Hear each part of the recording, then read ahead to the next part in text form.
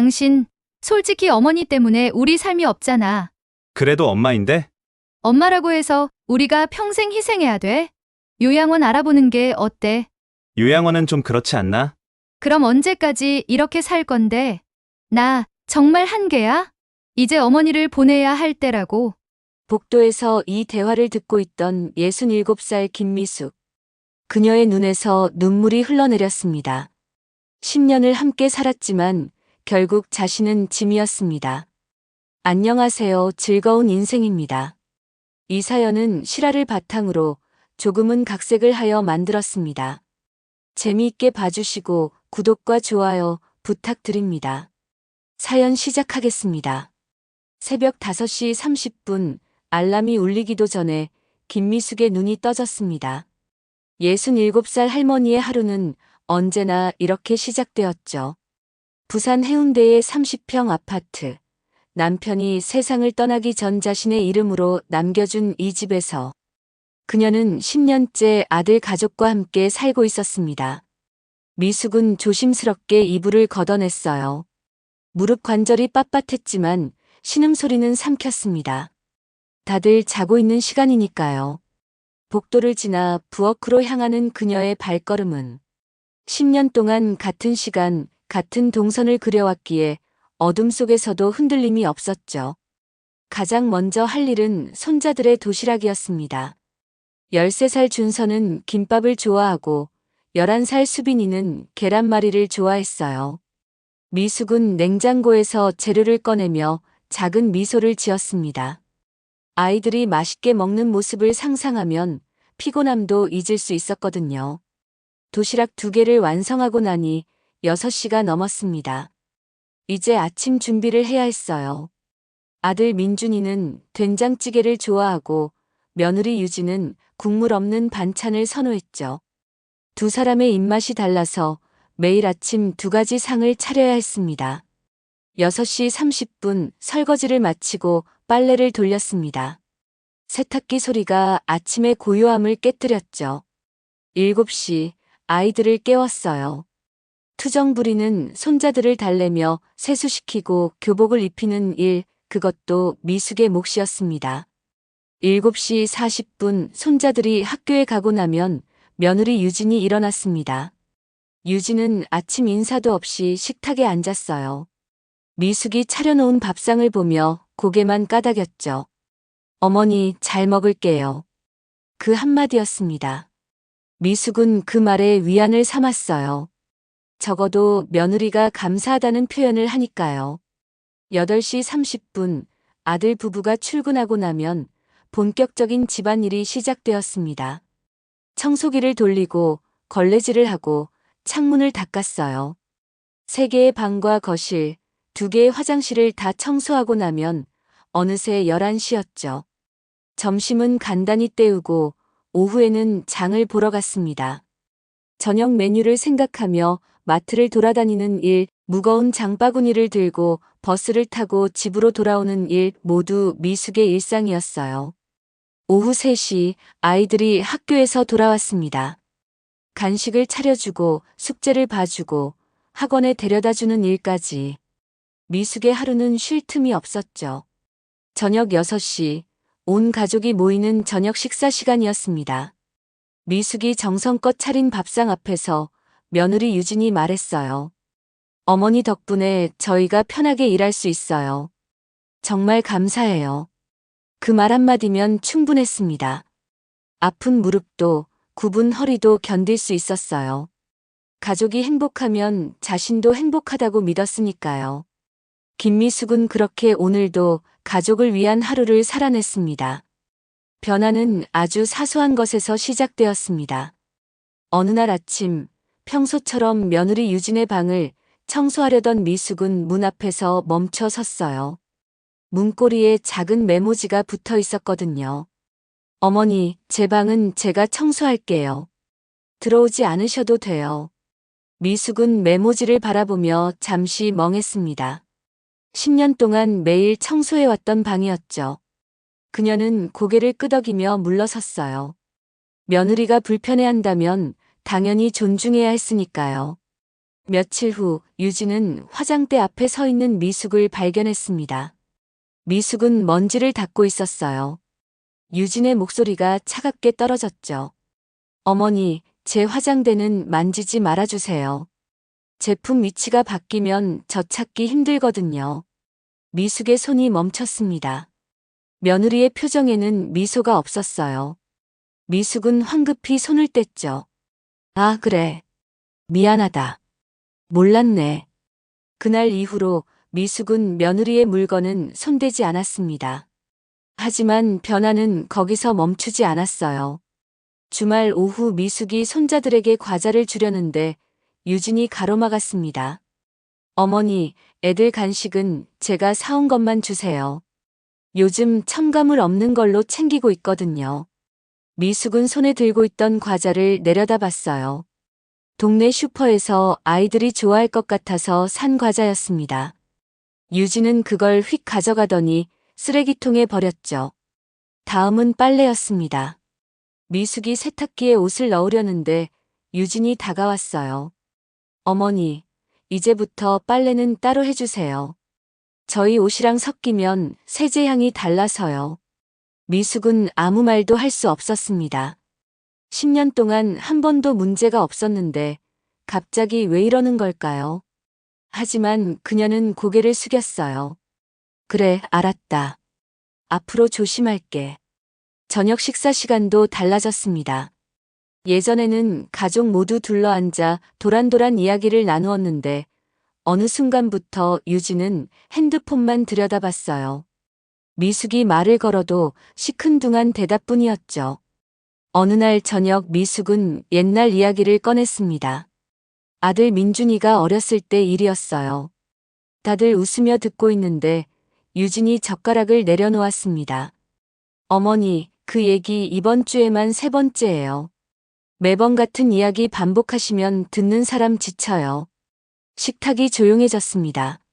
민주는 어색하게 웃으며 화제를 돌렸지만 미숙의 입은 다물어졌어요. 그날 이후 미숙은 밥상에서 말수가 줄었습니다. 가장 결정적인 순간은 한 달 후에 찾아왔습니다. 미숙이 거실에서 텔레비전을 보고 있는데 유진이 다가왔어요. 어머니, 저녁은 정확히 6시에 차려주세요. 남편이 7시까지 다시 일해야 하거든요. 시간 맞춰주셔야 해요. 미숙은 천천히 고개를 들었습니다. 며느리의 눈빛에는 부탁이 아닌 요구가 담겨 있었어요. 그 순간 미숙은 깨달았죠. 자신은 더 이상 가족이 아니라 집안일을 책임지는 사람, 그 이상도 이하도 아니라는 걸. 하지만 그녀는 이번에도 고개를 끄덕였습니다. 알았어. 6시에 차릴게. 김미숙의 가슴 한편에 작은 균열이 생기기 시작했습니다. 그 균열은 생각보다 빨리 찾아왔습니다. 어느 날 아침 미숙은 계단을 내려가다가 비명을 삼켰어요. 무릎에서 날카로운 통증이 올라왔거든요. 난간을 붙잡고 간신히 주저앉았을 때 식은땀이 등을 타고 흘렀습니다. 병원에 간 건 일주일 후였습니다. 참을 수 없을 만큼 아파져서야 미숙은 혼자 택시를 타고 정형외과를 찾았어요. 엑스레이 사진을 본 의사의 표정이 심각했죠. 무릎 연골이 거의 다 닳았습니다. 인공관절 수술을 해야 할 것 같은데요. 미숙의 손이 떨렸습니다. 수술이라니. 그녀는 떨리는 목소리로 물었어요. 입원은 얼마나 해야 하나요? 최소 일주일은 입원하셔야 하고 재활까지 하면 한 달은 거동이 불편하실 겁니다. 집에 돌아온 미숙은 저녁 준비를 하면서 며느리에게 조심스럽게 말을 꺼냈습니다. 유진은 설거지를 하다 말고 고개를 돌렸어요. 수술이요. 회복 기간이 얼마나 걸리는데요? 한 달 정도 불편하다고 하더라. 유진의 표정이 굳어졌습니다. 그녀는 수세미를 싱크대에 던지듯 놓았죠. 한 달이요. 그럼 그 사이에 집안일은 누가 해요? 애들 도시락은요? 저녁 준비는요? 미숙은 아무 말도 할 수 없었습니다. 걱정의 말이 아니었어요. 불편함에 대한 항의였죠. 유진은 한숨을 쉬며 말을 이었습니다. 어머니가 입원하시면 저희가 다 해야 하잖아요. 진짜 곤란한데. 그날 밤 미숙은 잠을 이룰 수 없었습니다. 무릎은 쿡쿡 쑤셨고 가슴은 답답했어요. 결국 그녀는 수술 날짜를 잡았습니다. 하지만 아무에게도 말하지 않았죠. 수술 당일 아침 미숙은 평소처럼 일찍 일어났습니다. 도시락을 싸고 아침을 차렸어요. 모든 걸 마친 후에야 작은 가방을 들고 현관을 나섰습니다. 어머니, 어디 가세요? 유진이 물었습니다. 미숙은 담담하게 대답했어요. 병원 좀 다녀올게. 저녁 반찬은 냉장고에 있어. 병원에서의 일주일은 길고도 짧았습니다. 수술은 성공적이었지만 혼자 깨어나는 회복실은 너무나 쓸쓸했어요. 옆 병상의 할머니는 가족들이 번갈아 가며 찾아왔습니다. 딸이 과일을 깎아주고 아들이 발을 마사지해주고 손자들이 웃음을 선물했죠. 미숙의 병상 옆은 조용했습니다. 아들 민준이는 단 한 번 들렀다가 30분 만에 나갔어요. 회사 일이 바쁘다며. 며느리 유진은 아예 오지 않았습니다. 퇴원하는 날 미숙은 간호사의 부축을 받아 병원 로비까지 내려왔습니다. 아들에게 전화를 걸었어요. 민준아, 엄마 오늘 퇴원한다. 아, 엄마. 오늘 중요한 회의가 있어서요. 택시 타고 오세요. 전화가 끊어졌습니다. 미숙은 며느리에게도 전화를 걸었죠. 유진아, 나 지금 퇴원하는데. 어머니, 죄송한데 지금 애들 학원 픽업 가야 해서요. 저녁 때 뵐게요. 미숙은 천천히 휴대전화를 내렸습니다. 간호사가 걱정스러운 눈으로 바라봤어요. 보호자가 안 오세요. 괜찮아요. 제가 혼자 갈 수 있어요. 택시 안에서 미숙은 창밖을 바라봤습니다. 지나가는 사람들이 모두 행복해 보였어요. 그녀의 눈가가 촉촉해졌지만 눈물은 흘리지 않았습니다. 집 현관문을 열었을 때 아무도 없었습니다. 거실은 어질러져 있었고 식탁 위에는 쪽지 한 장이 놓여 있었어요. 어머니, 밥 냉장고에 있어요. 우리 저녁 먹고 들어갈게요. 미숙은 목발을 짚고 소파에 앉았습니다. 텅 빈 집, 차가운 쪽지, 그리고 깊어지는 고독. 그녀는 그제야 깨달았습니다. 자신은 이 집에서 가족이 아니라 필요에 의한 존재일 뿐이라는 걸. 김미숙의 눈에서 마침내 눈물 한 방울이 떨어졌습니다. 퇴원 후 2주가 지났습니다. 미숙은 목발을 짚고 다시 집안일을 시작했어요. 무릎이 욱신거렸지만 참았습니다. 재활 운동을 제대로 할 시간도 없었죠. 아침 도시락, 청소, 빨래, 저녁 준비. 모든 게 예전처럼 돌아갔습니다. 며느리 유진은 수술 후 단 한 번도 미숙의 무릎을 걱정하지 않았어요. 오히려 첫마디는 이것이었죠. 어머니, 내일부터 집안일 다시 할 수 있으시죠? 제가 2주 동안 정말 힘들었어요. 미숙은 고개를 끄덕였습니다. 아픈 건 자신인데 힘든 건 며느리였나 봅니다. 어느 날 밤 미숙은 화장실에 가려고 방에서 나왔어요. 복도를 지나는데 거실에서 목소리가 들렸습니다. 불이 꺼져 있었고 아들과 며느리가 소파에 앉아 있었죠. 미숙은 무의식 중에 걸음을 멈췄습니다. 유진의 목소리였어요. 당신 솔직히 어머니 때문에 우리 삶이 없잖아. 아침에 일어나면 어머니, 퇴근하고 와도 어머니. 우리끼리 여행 한번 가려고 해도 눈치 보이고. 민준이 작게 한숨을 쉬었습니다. 그래도 엄마인데. 우리 키워주신 분이잖아. 키워주신 건 감사하지. 근데 이제 애들도 크고 우리도 우리 인생이 있어.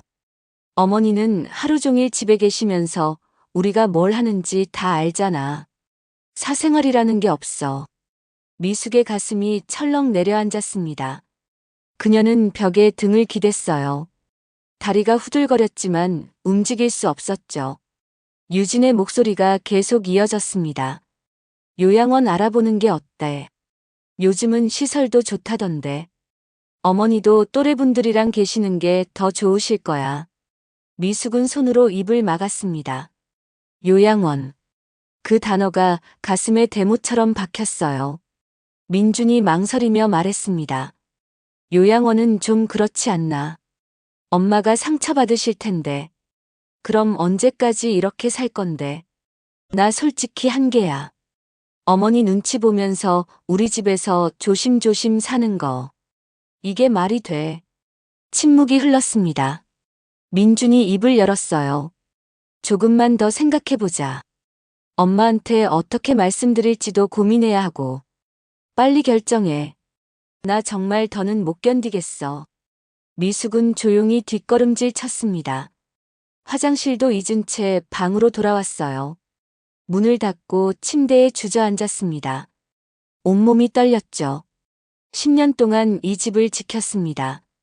손자들을 키웠고 집안일을 도맡았어요. 새벽부터 밤까지 쉬지 않고 일했죠.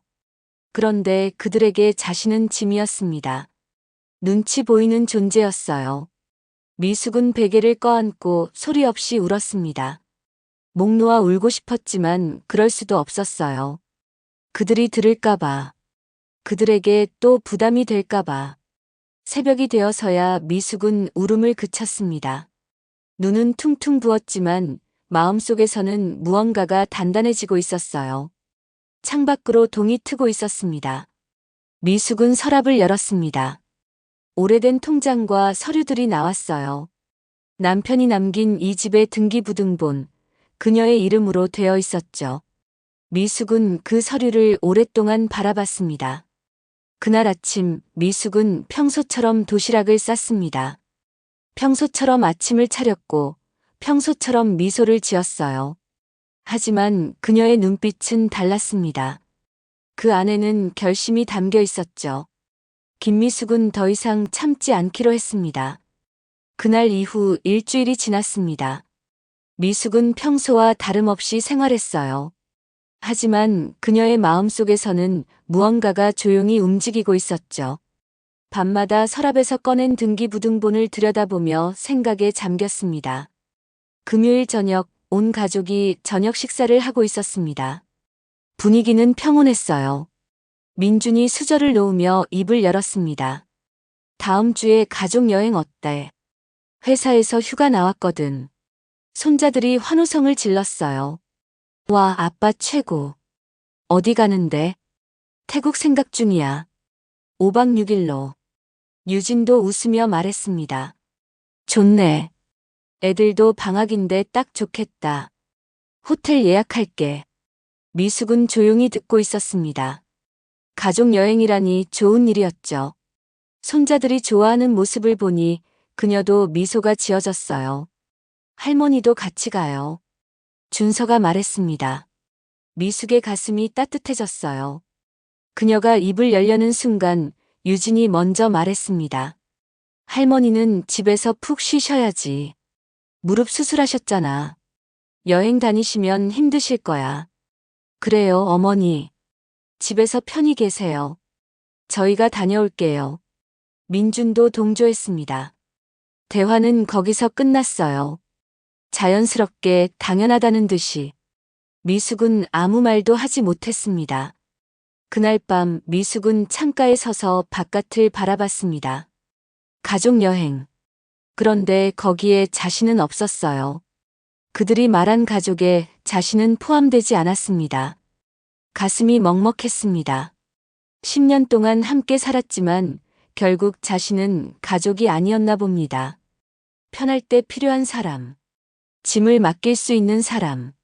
하지만 함께 추억을 만들 가족은 아니었던 거죠. 미숙은 조용히 중얼거렸습니다. 그럼 나는 가족이 아닌가? 그 질문에는 이미 답이 있었어요. 요양원 얘기를 할 때도, 수술 후에도, 그리고 지금도. 그들에게 자신은 함께 가야 할 가족이 아니라 집에 두고 가도 되는 존재였습니다. 다음 날 아침 미숙은 일찍 일어났습니다. 하지만 부엌으로 가지 않았어요. 대신 서재로 갔죠. 남편의 책상 서랍을 열었습니다. 오래된 주소록이 나왔어요. 그녀는 한 페이지를 펼쳤습니다. 친구 경숙의 전화번호였어요. 남편 장례식 이후로 연락하지 못했던 친구. 미숙은 휴대전화를 들었습니다. 경수가 나야. 미숙이. 전화 너머로 반가운 목소리가 들렸습니다. 두 사람은 한참을 이야기했어요. 미숙은 그동안의 일들을 조금씩 털어놨죠. 미숙아, 너 언제까지 그렇게 살 거야? 내 인생은 어디 있니? 경숙의 목소리에는 걱정이 가득했습니다. 나도 이제 내 인생 살고 싶어. 근데 어떻게 해야 할지 모르겠어. 경주에 작은 한옥 하나 나왔어. 전세로 싸게 나왔던데. 마당도 있고 조용하고. 너 혼자 살기 딱 좋아.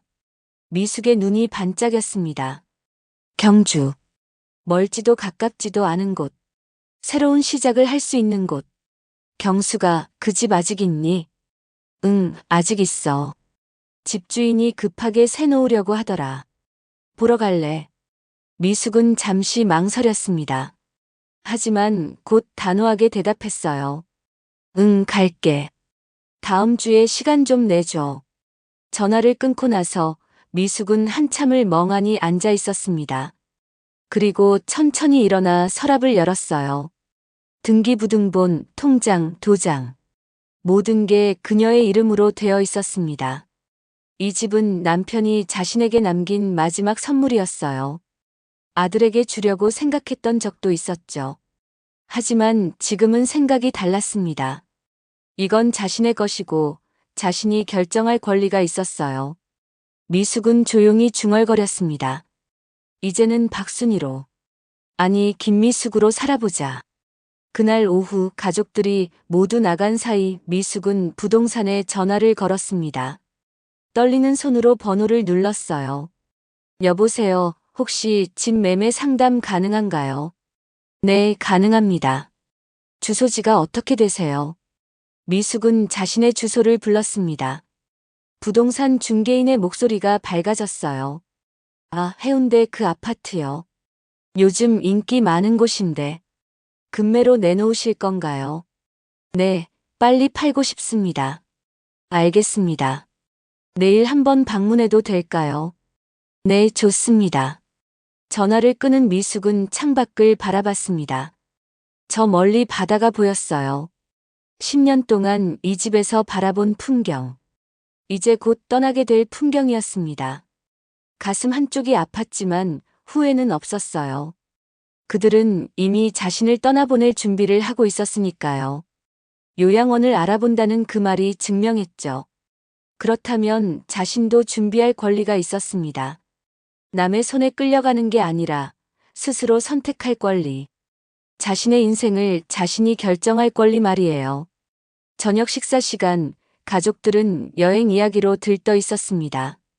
어디를 갈지, 무엇을 먹을지, 호텔은 어디로 정할지. 미숙은 조용히 그 모습을 지켜봤어요. 그녀는 생각했습니다. 너희가 여행 가는 동안 나도 내 여행을 준비하마. 김미숙의 새로운 여행을 말이에요. 다음 날 오전 부동산 중개인이 찾아왔습니다. 50대 중반의 남자였는데 집안을 둘러보더니 고개를 끄덕였어요. 좋은 집이네요. 관리도 잘 되어 있고. 이 평수에 이 위치면 일주일 안에 나갈 겁니다. 미숙은 조용히 물었습니다. 시세가 얼마나 되나요? 요즘 이 단지 시세가 18억 중후반대입니다. 관리 상태 보니까 18억 5천은 받으실 수 있어요. 미숙은 숨을 깊이 들이마셨습니다. 18억. 남편이 평생 모아서 마련한 집이었어요. 금매로 하면 얼마나 빨리 팔릴까요? 17억 5천 정도로 내놓으시면 사흘이면 될 겁니다. 요즘 현금 구매자들 많거든요. 그렇게 해주세요. 빨리 처분하고 싶습니다. 중개인이 서류를 꺼내며 물었어요. 집주인분 맞으시죠? 혹시 가족분들 동의는? 제 명의예요. 제가 결정하면 됩니다. 미숙의 목소리는 단호했습니다.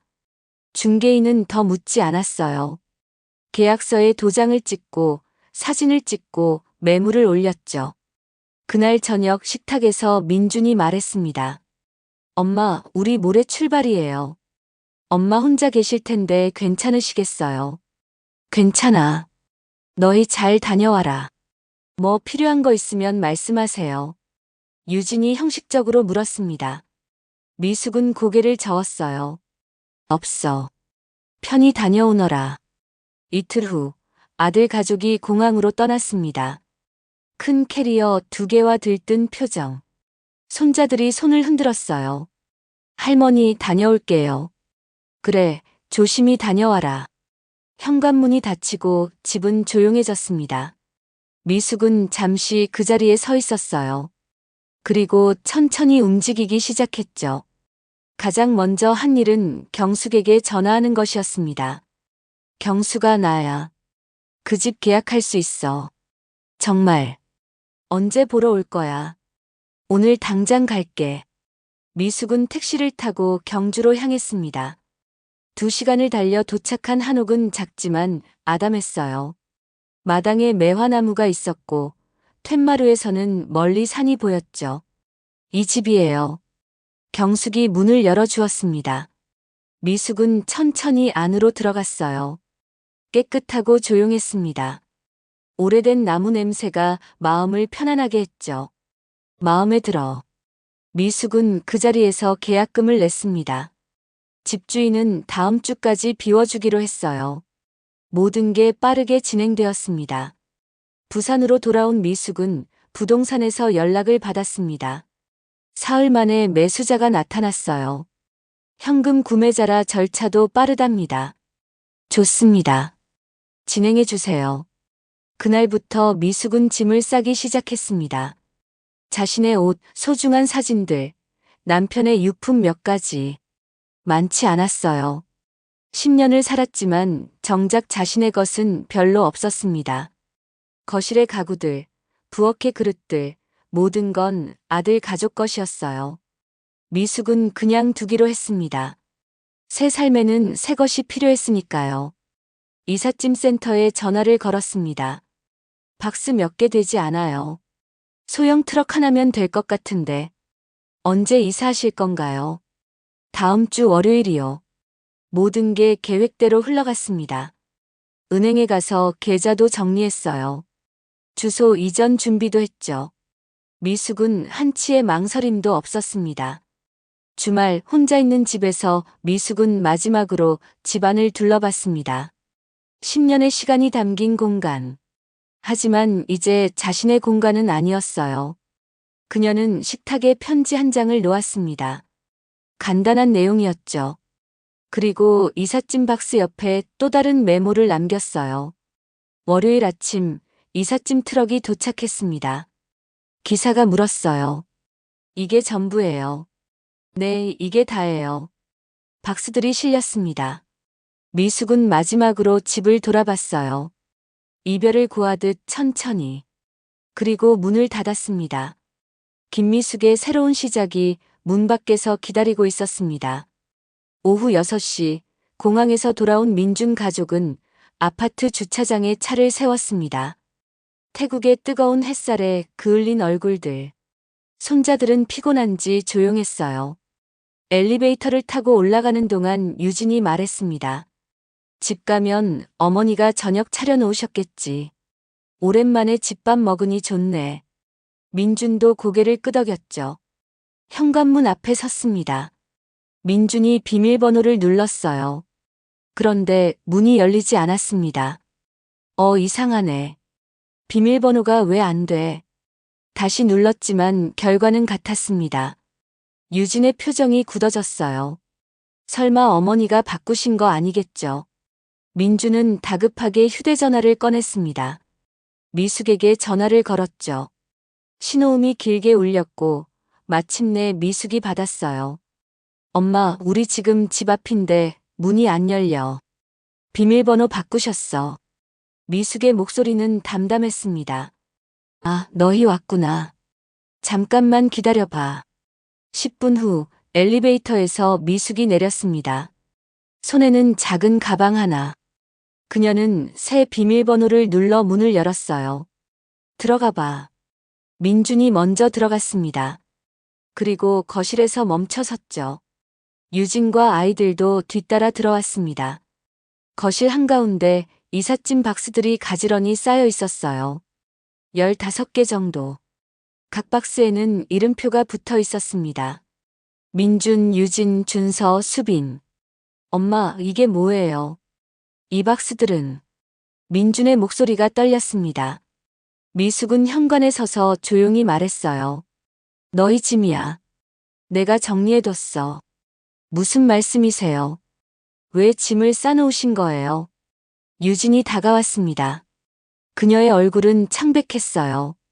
미숙은 침착하게 대답했습니다. 이사 가야 하니까. 이사요. 어디로요? 갑자기 무슨. 너희가 이사 가는 거야. 순간 정적이 흘렀습니다. 민준이 어렵게 입을 열었어요. 엄마, 무슨 말씀을 하시는 거예요? 우리가 왜 이사를 가요? 미숙은 거실로 걸어 들어갔습니다. 식탁 위에 놓인 서류 봉투를 집어들었어요. 이 집 팔았어. 뭐라고요? 유진이 비명에 가까운 소리를 질렀습니다. 민주는 어머니에게 달려갔죠. 엄마, 무슨 소리예요? 이 집을 팔았다니. 농담이시죠? 농담 아니야. 17억 5천에 팔았어. 계약금 받았고 잔금은 2주 후야. 미숙은 서류를 꺼내 보여줬습니다. 매매 계약서. 아들의 손이 떨렸어요. 엄마, 이게 대체 무슨 일이에요? 우리한테 한마디 상의도 없이. 상의. 너희가 나한테 상의했니? 민준이 말문이 막혔습니다. 유진이 앞으로 나섰어요. 어머니, 이건 너무하신 거 아니에요. 우리가 여기서 10년을 살았는데 애들 학교도 있고 갑자기 나가라는 게 말이 돼요. 미숙의 눈빛이 차가워졌습니다. 말이 안 된다고. 요양원에 보내려던 너희는 나한테 말이 됐니? 유진의 얼굴이 하얗게 질렸습니다. 민준도 굳어졌어요. 엄마, 그날 밤 내가 다 들었어. 너희가 나를 짐이라고 한 것도, 요양원 알아본다던 것도 다 들었다고. 미숙의 목소리는 떨렸지만 단호했습니다. 어머니, 그건 오해예요. 우리가 그런 뜻으로. 오해가 아니야. 너희는 나를 가족이 아니라 가정부로 봤어. 편할 때만 쓰고 버릴 생각이었지. 민준이 무릎을 꿇었습니다. 엄마, 죄송해요. 제가 잘못했어요. 다시 생각해 주세요. 미숙은 고개를 저었습니다. 아니야. 이미 결정했어. 너희도 너희 인생이 있듯이 나도 내 인생이 있어. 이제는 김미숙으로 살고 싶어. 그녀는 현관으로 걸어갔습니다. 문 손잡이를 잡고 뒤를 돌아봤어요. 2주 안에 집 비워라. 새 주인한테 넘겨야 하니까. 문이 닫혔습니다. 미숙은 복도에 서서 눈을 감았어요. 가슴이 아팠지만 후회는 없었습니다. 김미숙은 이제 자유였습니다. 김미숙은 더 이상 참지 않기로 했습니다. 석 달 후 경주. 아침 6시, 김미숙은 눈을 떴습니다. 알람 소리도 급한 발걸음도 필요 없었어요. 그녀는 천천히 이불을 걷어냈습니다. 무릎은 여전히 뻣뻣했지만 예전보다는 나았죠. 창문을 열었습니다. 찬 공기가 얼굴을 스쳤어요. 마당의 매화나무에 봉오리가 맺혀 있었습니다. 곧 봄이 올 거예요. 미숙은 천천히 부엌으로 향했습니다. 커피를 내렸어요. 혼자 마실 커피 한 잔. 서두를 필요가 없었습니다. 누구의 도시락도, 누구의 아침밥도 준비하지 않아도 됐으니까요. 툇마루에 앉아 커피를 홀짝였습니다. 저 멀리 남산이 보였어요. 고즈넉한 아침. 새소리만 들렸죠. 미숙은 작은 미소를 지었습니다. 식사는 간단했습니다. 밥 한 공기에 된장찌개, 김치 한 접시. 자신만을 위한 상이었어요. 설거지도 금방 끝났습니다. 오전 9시, 미숙은 산책을 나갔습니다. 불국사로 가는 길. 천천히 걸었어요. 무릎에 무리가 가지 않도록 조심하면서. 길에서 만난 할머니들이 인사를 건넸습니다. 미숙 씨, 오늘도 산책 나오셨어요. 네, 날씨가 좋네요. 같이 차라도 한잔할까요? 좋죠. 동네 찻집에서 할머니들과 도란도란 이야기를 나눴습니다. 누구의 눈치도 보지 않았어요. 웃고 싶을 때 웃고 말하고 싶을 때 말했죠. 점심 무렵 집으로 돌아왔습니다. 냉장고를 열었어요. 먹고 싶은 걸 꺼냈습니다. 시간에 쫓기지 않았고 누구 입맛을 맞추지 않아도 됐어요. 오후에는 마당 정리를 했습니다. 화분에 물을 주고 낙엽을 쓸었어요. 허리가 아프면 쉬었다가 다시 했습니다. 서두를 이유가 없었으니까요. 저녁 5시 친구 경숙에게서 전화가 왔습니다. 미수가 저녁 먹었어. 아직. 지금 준비하려고. 내가 만두 쪘는데 갖다 줄까? 그래. 고마워. 경숙이 만두를 들고 왔어요. 두 사람은 마주 앉아 저녁을 먹었습니다. 웃음소리가 작은 한옥을 채웠죠. 미수가 후회 안 해. 미숙은 고개를 저었습니다. 아니, 하나도. 이제야 내 인생을 사는 것 같아. 잘했어. 넌 충분히 그럴 자격이 있어. 경숙이 돌아간 후 미숙은 혼자 툇마루에 앉았습니다. 하늘에 별이 떠올랐어요. 부산에서는 잘 보이지 않던 별들이었습니다.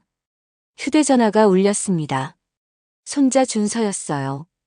한 달에 한두 번씩 연락이 왔습니다. 할머니 잘 지내세요? 응, 할머니는 잘 지내. 너는? 저도 잘 지내요. 할머니 보고 싶어요. 할머니도 보고 싶단다. 짧은 통화였지만 마음이 따뜻해졌어요. 미숙은 손자들을 사랑했습니다. 하지만 이제는 그들을 위해 자신을 희생하지 않았어요. 밤 9시 미숙은 침대에 누웠습니다. 내일 할 일을 생각했어요. 도서관에 가서 책을 빌릴까? 시장에 가서 신선한 채소를 살까? 아니면 그냥 하루 종일 쉴까? 선택은 자신의 몫이었습니다. 누구를 위해서가 아닌 자신을 위해서 사는 하루하루. 김미숙은 눈을 감았어요. 창밖에서 바람 소리가 들렸습니다. 매화나무 가지가 살랑거렸죠. 곧 봄이 올 겁니다. 꽃이 피고 새싹이 돋고 모든 게 새로워지는 계절. 김미숙의 인생에도 봄이 왔습니다. 67에 찾은 봄. 늦었지만 지금이라도 찾아서 다행이었어요. 그녀는 조용히 중얼거렸습니다. 이제야 안다. 가족은 피가 아니라 마음으로 이어지는 거라는 걸. 그리고 가장 소중한 건 나 자신이라는 걸. 밤은 깊어갔고 김미숙은 평온한 잠에 빠져들었습니다. 내일도 모레도 그녀의 시간은 계속될 것입니다. 이제는 김미숙으로 온전히 자신으로 살아가는 시간들이 말이에요. 김미숙의 새로운 시작이 문 밖에서 기다리고 있었습니다.